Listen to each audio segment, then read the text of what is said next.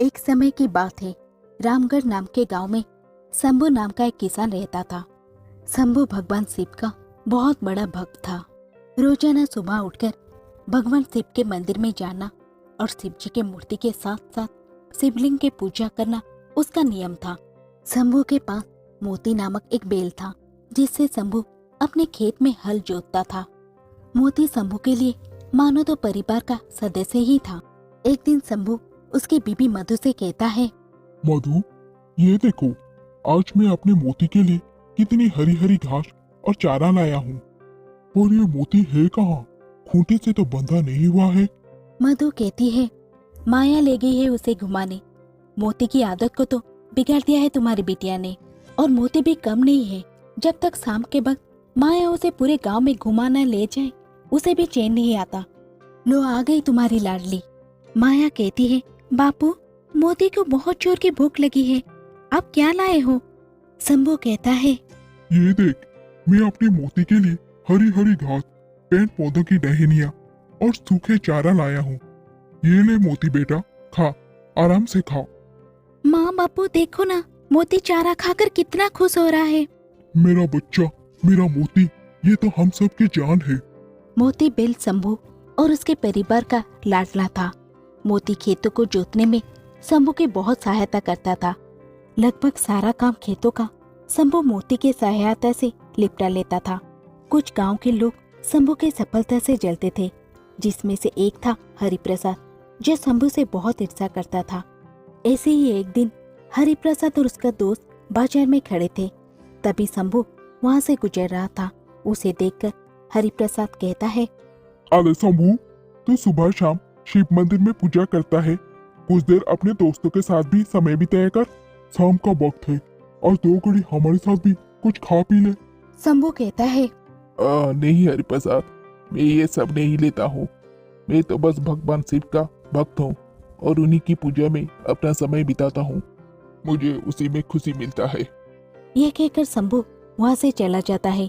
तभी हरिप्रसाद का दोस्त उसे कहता है, हरिप्रसाद, मैं देख रहा हूँ शंभू तुम्हारा अपमान कुछ ज्यादा ही करने लगा है। तुम मुझे 2 घड़ी अपने पास बैठने के लिए कहते हो, वो तुम्हें शार्प लफ्जों में मना करके हमेशा चला जाता है। क्यों उसे बार बार कहकर अपनी इज्जत गिरवाते हो भाई, हैं? हरिप्रसाद गुस्से में घर आ जाता है। कुछ दिनों बाद शंभू के बिटिया के रिश्ते की बात चलती है और लड़के वाले माया को देखने आते हैं। देखो शंभू भाई, मैंने तुम्हारे गांव में बहुत नाम सुना है। तुम्हारा परिवार भी बहुत अच्छा है और हमें माया बिटिया जैसे बहू भी अपने बेटे के लिए चाहिए। एक काम करते हैं, शादी के लिए 3 महीने बाद कोई अच्छा मुहूर्त देख कर तारीख रखते हैं। क्यों, ठीक रहेगा ना? हाँ भानुप्रताप जी, जैसा आप ठीक समझे। लड़के वाले माया से रिश्ते की बात पक्की करके चले जाते हैं। आपने लड़के वालों से कह तो दिया, पर 3 महीने में हम इतने पैसे शादी के लिए कैसे जोड़ पाएंगे? तुम चिंता मत करो मधु, मैं और मोती मिलकर कुछ दिनों में नई फसल पे काम कर लेंगे। फिर उस फसल को बेचकर अच्छे पैसे मिल जाएंगे। फिर हम आराम से माया की शादी कर सकते हैं। अब तुम मोती का भी ज्यादा ख्याल रखा करो, वो भी हमारे साथ बहुत मेहनत करता है। तुम चिंता मत करो, मैं मोती का ध्यान रखूंगी। माया की शादी की बात पक्की होने की खबर हरिप्रसाद को लग जाता है।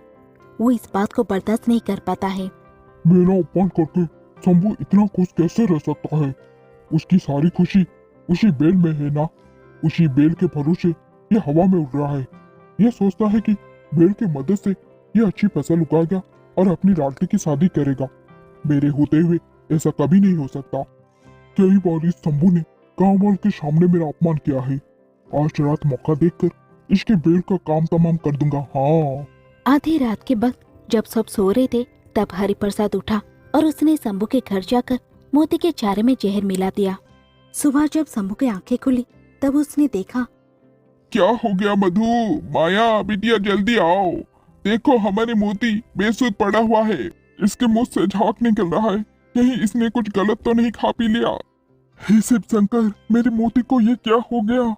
हे भोलेनाथ, हमारे मोती नहीं मर सकता, इसे कुछ नहीं हो सकता।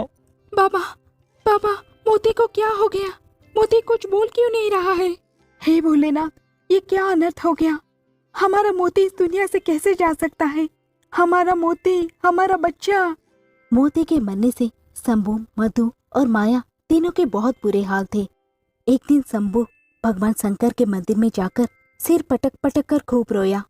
हे ईश्वर, मेरे मोती को क्या हो गया? मुझे मेरा मोती वापस दे दो प्रभु। मैंने आपकी हमेशा सच्चे मन से पूजा की है। मेरी मोती को आप ऐसे नहीं छीन सकते। यदि मैंने सच्ची मन से आपकी पूजा की है तो प्रभु मेरे दुख को दूर करो। मोती को वापस भेज दो प्रभु, प्रभु भेज दो। शंभू भगवान शंकर की मूर्ति के आगे बिलक बिलक कर रो रहा था। तभी उसने मंदिर के द्वार पर एक बेल आते हुए दिखाई दिया, जो दिखने में बिल्कुल मोती जैसे ही था। मोती? हे ईश्वर, ये बेल तो बिल्कुल मेरा मोती जैसा है। आसपास तो इसका कोई मालिक नहीं दिख रहा है। ये कहाँ से आया है? हे प्रभु, ये आपकी कैसी लीला है? आपने मेरे लिए मेरे मोती जैसा खूबसूरत एक बेल भेज दिया। शंभू भगवान शंकर का आशीर्वाद मानकर खुशी खुशी बेल को घर ले जाता है और आकर सारी बात मधु और माया को बताता है। बाबा, ये बेल तो बिल्कुल हमारे मोती जैसा है। मुझे तो ऐसा लगता है भगवान शंकर ने हमारे मोती को वापस भेज दिया है। देखो बाबा, ये मुझे पहचानता है, मेरे हाथों से चारा भी खा रहा है।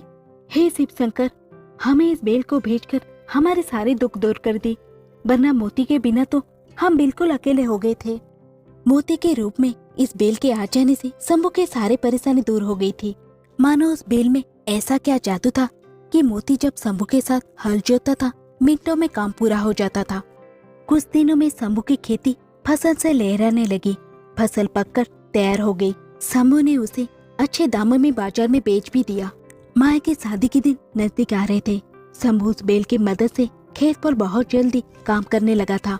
ये बात जब हरिप्रसाद को पता चलती है तो उसने तो दोबारा अपनी चाल चलने की सोची। शंभू की तो कोई खुशी का ठिकाना नहीं है।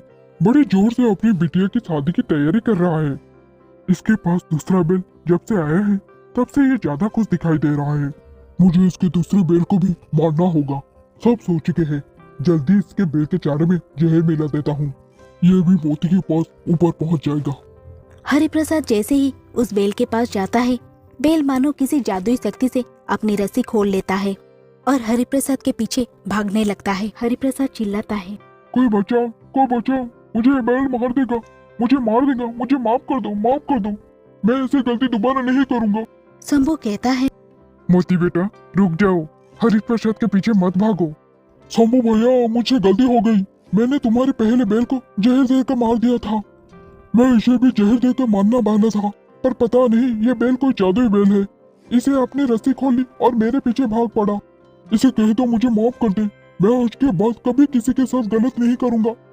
जैसे ही हरिप्रसाद अपनी गलती मानता है, वो बेल शांत हो जाता है और वापस शंभू के पास लौट आता है। गांव के लोगों की सलाह पर हरिप्रसाद को उस गांव से निकाल दिया जाता है। हरिप्रसाद को उसके किए की सजा मिल जाती है। शंभू धूमधाम से अपनी बेटी की शादी करता है। शंभू और मधु उस बेल को भगवान शंकर का आशीर्वाद मानकर उसके साथ खुशी खुशी रहने लगते हैं।